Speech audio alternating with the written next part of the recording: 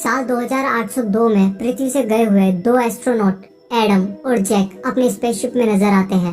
वह एंटेरिस नाम के एक प्लेनेट के लिए उड़ान भर रहे हैं, जिसके बारे में अफवाह है कि वहाँ इंसान रहते हैं। हमें पता चलता है कि एक खतरनाक वायरस ने महिलाओं को पृथ्वी पर पूरी तरह से बंजर छोड़ दिया है।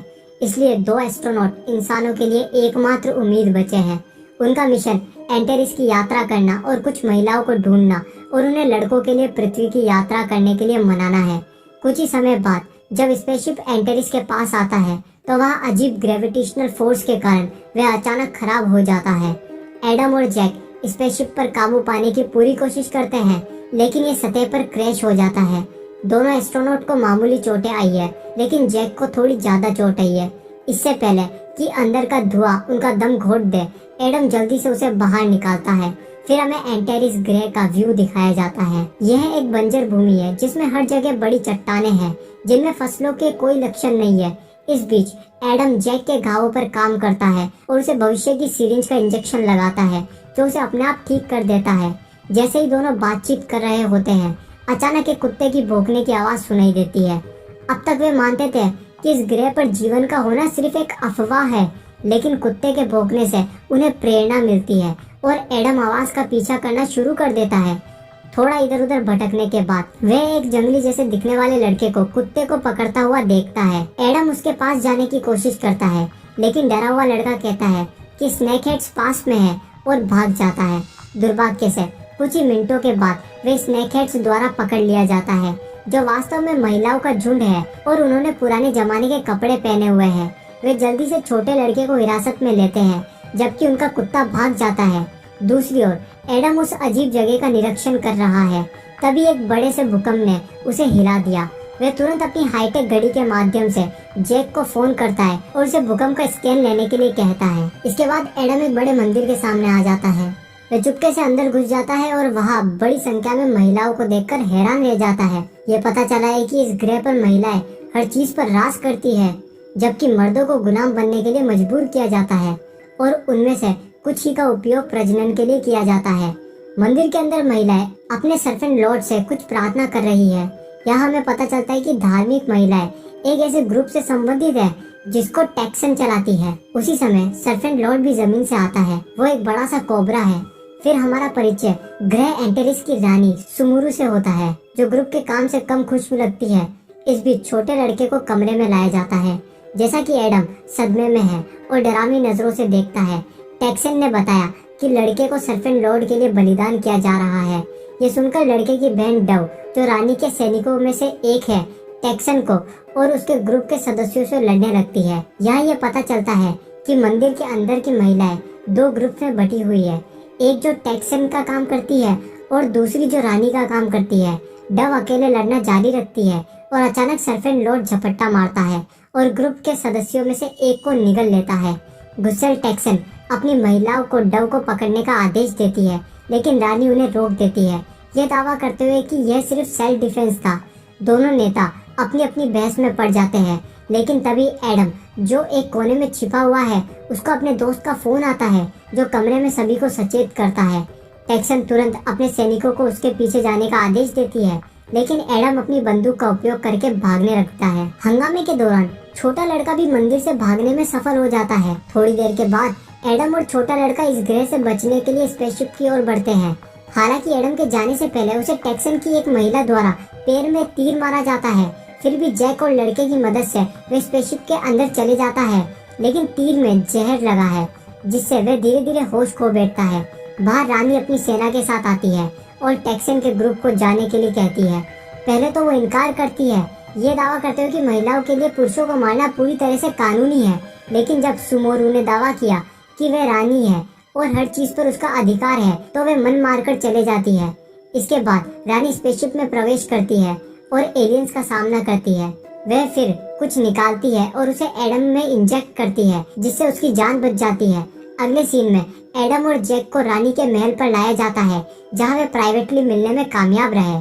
जैक ने बताया कि जियोस्कैन के अनुसार उन्हें पता चला कि यह ग्रह मर रहा है और इसलिए भूकंप इतनी ज्यादा बार आते हैं। ग्रह के पास बस 2 महीने ही बचे हैं, फिर ये ग्रह खत्म हो जाएगा। बाद में एडम को पूछताछ के लिए रानी के कक्ष में लाया गया। वह अपना परिचय देता है और बताता है कि वह पृथ्वी ग्रह से है। उसका यह भी दावा है कि एंटेरिस के लोग पृथ्वी के वंशज है, क्योंकि कुछ लोगों को 1000 साल पहले एक टेराफॉर्मिंग मिशन पर भेजा गया था। उन्होंने पहले 100 सालों तक अपने कामों की सूचना दी, लेकिन उसके बाद सभी कम्युनिकेशंस बंद हो गए। पृथ्वी एक घातक युद्ध से गुजर रही थी और इसलिए उन्होंने एंटेरिस पर अपने लोगों के बारे में अधिक जानने की कोशिश नहीं करी। ये सब सुनकर रानी अचंभित हो जाती है, लेकिन वह फिर भी दावों का समर्थन करती है, क्योंकि उनके लेजेंड्स ने पृथ्वी नाम के ग्रह के बारे में बोला है। जैसे ही दोनों बात करना जारी रखते हैं, स्नेक हेड्स का टॉपिक सामने आता है। रानी सुमोरू ने बताया कि लगातार भूकंप के कारण लोग धर्म में लौट आए और तभी टेक्सन ग्रुप पावर में आया। वह एक बेहद शाही परिवार से आती है और उसका मानना था कि रानी बनना उसकी किस्मत में है, लेकिन जनता ने उसे नहीं चुना। यही कारण है कि वह ग्रुप को इकट्ठा कर रही है ताकि एक दिन वह अपने लिए सिंहासन ले सके। जहाँ तक बड़े कोबरा का सवाल है, वह ऐसे ही दिखाई दिया। हैरान एडम ये समझाने की कोशिश करता है कि ग्रह मर रहा है और सभी को तुरंत खाली कर देना चाहिए, लेकिन रानी आदमी की बात नहीं सुनना चाहती। इसके बजाय वह इस बारे में बात करना शुरू कर देती है कि मर्दों का एंटेरिस पर डोमिनेशन क्यों था। वह बताती है बहुत साल पहले मर्दों ने प्रकाश की एक बड़ी फ्लैश देखी जिसमें बहुत से लोग मारे गए। उस दिन से महिलाओं का यहाँ पर काबू है और यदि मर्दों को गलत पाया जाता है तो उन्हें मारना पूरी तरह कानूनी है। कुछ ही समय बाद रानी एडम को एक पुरानी खदान में ले जाती है जहाँ सभी पुरुष मजदूर के रूप में काम कर रहे हैं। रानी के अनुसार मर्दों को या तो बलि के लिए या तो गुलामी के रूप में इस्तेमाल किया जाता है और कभी कभी प्रजनन के लिए भी इस्तेमाल किया जाता है। एडम इस जगह को पसंद नहीं करता, लेकिन जब वह अपने विचारों को बोलने की कोशिश करता है तो उसे पीटा जाता है और यहाँ से ले जाया जाता है। दुर्भाग्य से जब गार्ड उसे वापस रानी के निवास तक ले जा रहे हैं, टेक्सन के ग्रुप द्वारा उन पर हमला किया जाता है और वो ग्रुप रानी के सभी रक्षकों को मार डालते हैं और एडम को पकड़ लेते हैं। दुख की बात यह है कि यहाँ डव भी शामिल थी। जैसे ही वह अंतिम सांस लेती है, उसका भाई विल उसकी मदद के लिए आता है, लेकिन तब तक देर हो चुकी होती है। इस बीच एडम को टेक्सन के कक्षों में ले जाया जाता है जहाँ सर्पेंट क्वीन उसे उनके ग्रुप में शामिल होने के लिए कहती है। वह उसे बहकाने के लिए किस भी करती है, हालांकि एडम बुद्धिमान व्यक्ति होने के नाते सीधे मना कर देता है। इससे दोनों के बीच में लड़ाई हो जाती है, लेकिन इससे पहले कि एडम को चोट लगे, रानी, जैक और विल गार्ड की ड्रेस में उसके बचाव में आते हैं।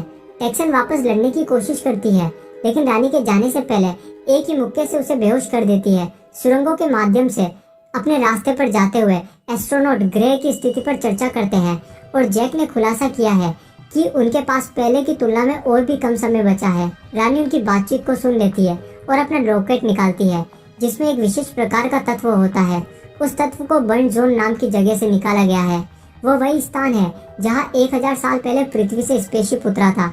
ये सुनकर एस्ट्रोनॉट खुश हो जाते हैं, क्योंकि अगर वे किसी तरह उस जगह पर पहुंच गए और जहाज को फिर से शुरू कर ले तो वे वापस पृथ्वी पर जा सकते हैं। रानी भी उनकी मदद करने के लिए सहमत हो जाती है और साथ में वे बर्न जोन की ओर बढ़ने लगते हैं।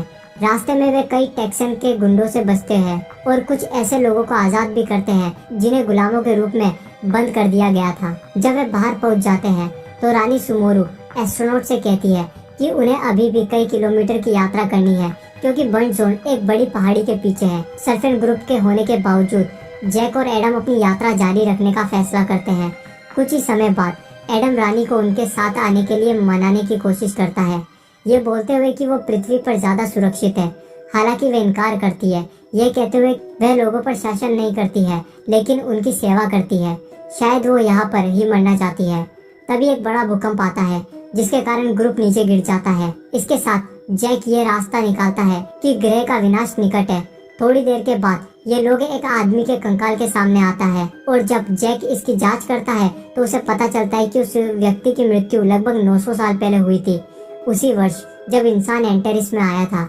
आगे पता करने पर उसे यह भी पता चलता है कि उस क्षेत्र में एक विस्फोट हुआ था और इसलिए ज्यादातर मर्द मारे गए।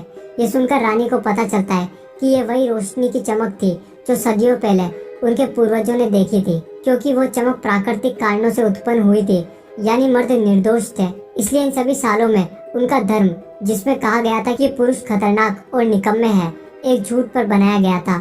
ये बात रानी को अंदर से तोड़ देती है, लेकिन लड़कियों से चलते रहने के लिए कहते हैं क्योंकि उनके पास ज्यादा समय नहीं बचा है। अगले सीन में ग्रुप बर्न जोन के पास आता है।